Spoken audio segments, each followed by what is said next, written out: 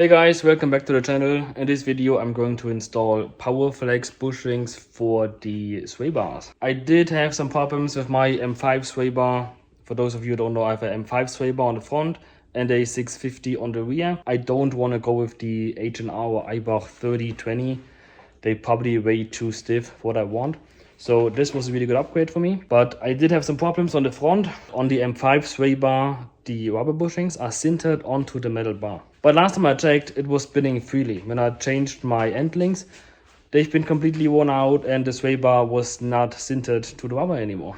So I did get Powerflex bushings for both front and rear, and I'm going to install them now.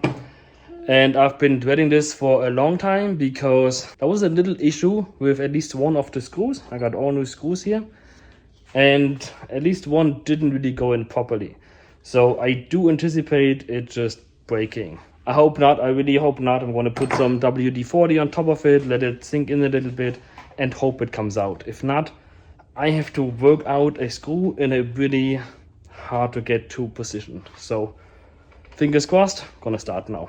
Hey, quick interruption. I just want to add, because I felt like it wasn't made clear enough for the video, that I didn't get these bushings for performance reasons, but because there was an issue. I had a clunking noise in the front suspension whenever I went over a bump. Either side didn't matter. So I was sure it's related to the sway bar.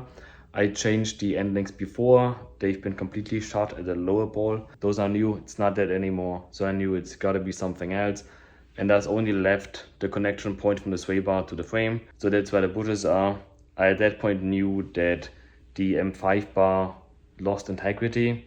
So instead of getting a brand new M5 bar, which is rather pricey to be honest, and you can't really find used ones that they can use in this setup. So I thought, you know what, I'm going to try these Powerflex bushings first, see if it fixes it. And yes, it does fix it. And yes, there are some performance gains. I'm reaching ahead here, but the car does corner flatter. Maybe because I couldn't feel it before, since the M5 bar lost integrity. It was more boaty again, more floaty.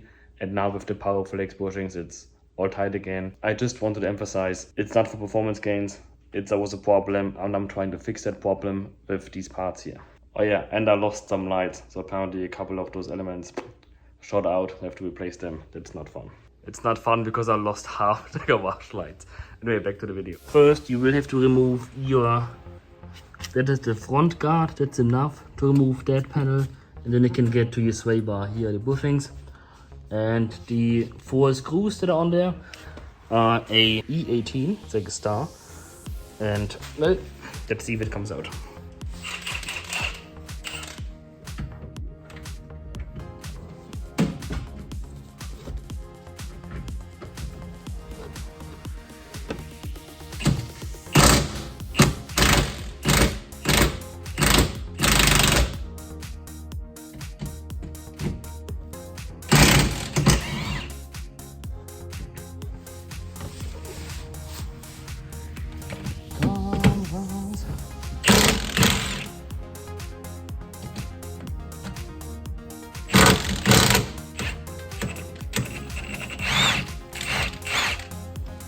Yeah.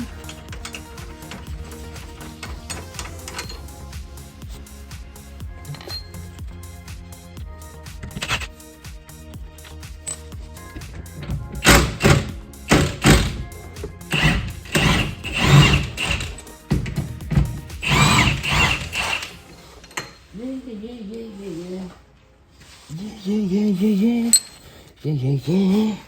AM5 sway bar. I loosened the little plastic cover down here in space, and it's all loose. This should not be spinning like this. The rubber bushing is supposed to be centered on there, and it should not just turn freely like this. So this is broken, and well, I'm gonna replace it with Powerflex. Just have to get this off the sway bar because this metal bracket is also still centered to the sway bar. So I have to now probably cut it and just put it off, and then I can put the new ones back on. Let's get these off, get the new ones in, have to loop it up, push the wheels up, and then I'm gonna install these again. I'm really happy that all the screws came out. I will use a thread cutter. I got an extra long to recut the threads up there to make sure, you know, it's all clean and clear. So to take the sway bar out completely, I want to remove the sway bar end links. Need a 18mm for the nut and a T40 to hold the end links so it doesn't spin free. Mine are still fine, I can still use them. Gonna open the lower one first, then the sway bar comes right out and I can clean the threads.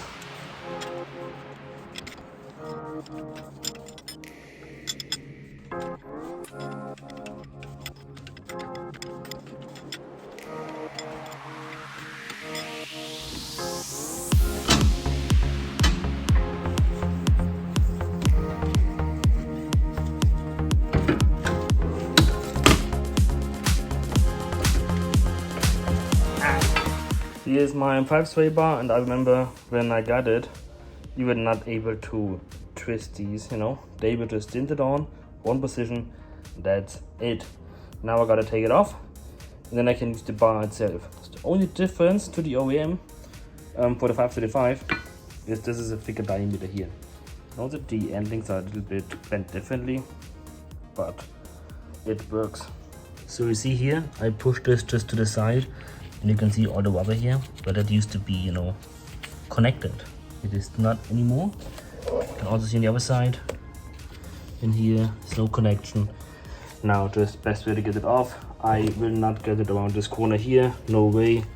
And even though it's tapering off a little bit here, this is thicker than this, no chance. So I'm probably gonna put it to the thinner side here, or maybe here, and then just cut it off. So apparently my battery died, but I just cut these bushings open. Then I wiggled the sway bar out, and then I had to use a knife to rub off, or like slice off, you know, the rubber that's on here. And now this should be good enough to install again. These are the Powerflex for the front. I took the purple stuff, not the black series. And I forgot the size. I think it's 28 point something millimeter. It's the diameter of the sway bar where it connects. But then the center bore is what's important, but doesn't really say. I'm gonna find it and link it in the description below, which ones I took here. I know for a fact the ones are 16s, because, oh yeah, here it says 16 on the rear. And here it says nada. Fantastic. I find it for you for the front, the rear, again, 650 sway bar, standard M package. And M suspension will be 14, and front should be 22, I believe. There are no instructions here. Only thing you need to consider is, of course, where does this go? And apparently it says to the bore and the flanges. So that's inside and also outside. So where it connects to the sway bar and where it also touches the clamp here, the shell clamp. So pretty much everywhere, inside and out. Also, while I've been dreading installing these bushings tend to make some squeaking sounds after a certain time, and we have to re-grease them. I do not, you know, want to have those things as like regular maintenance, but now that's what it is. Just to show you, I've been re-threading the holes for the sway bar mount, you know, and look at all the stuff.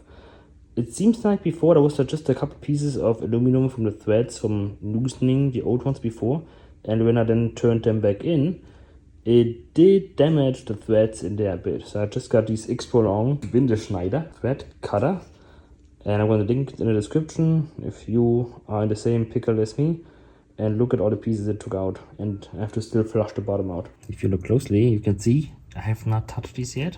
They look iffy, those threads, right? It's like, yeah, not clean, not nice. And the ones that I already did, I mean, look at the difference. That is a nice thread versus this crap stuffing here, and similar up there. It looks even worse, if you're honest. So I have to like still cut these two, and then I'm gonna install it again. So now I'm going to install it again. I used this time 2 jacks under the tires to push them up where the car would sit. Both front stacks are in the air, so the car has been held on the front axle completely by its tires.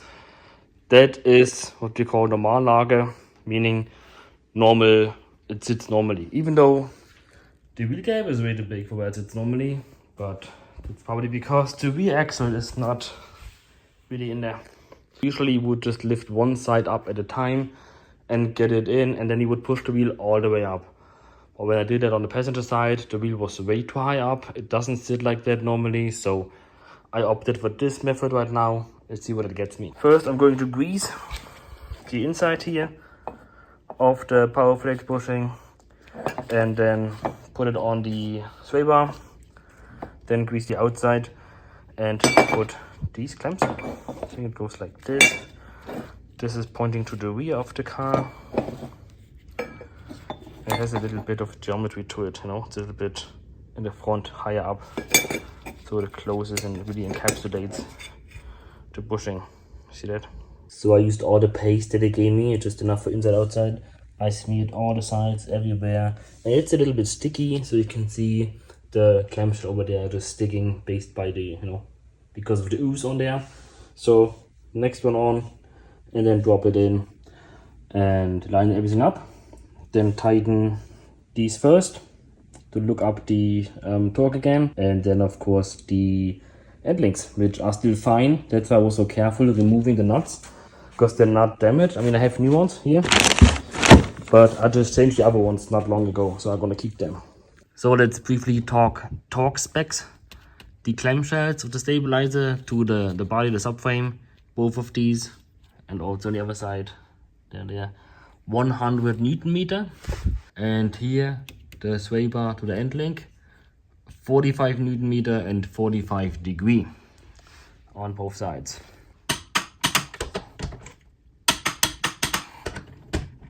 Yes.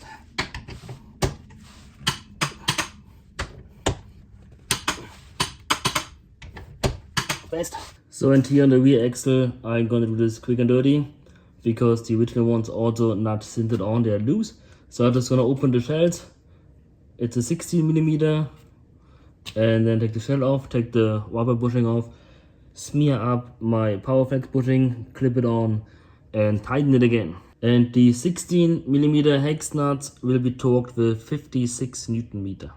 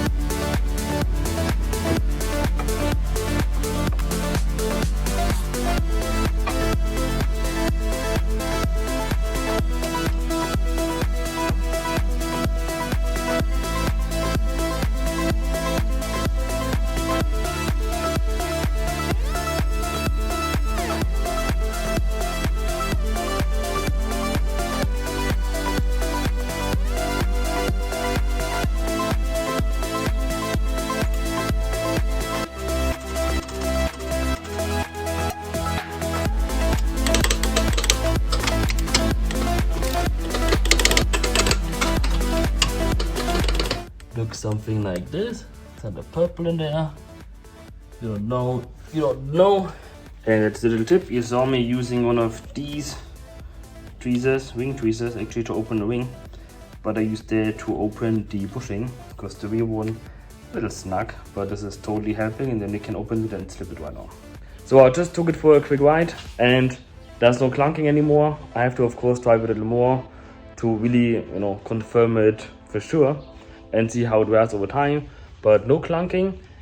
So that is a objective achieved, and it also handles better, which is kind of expected.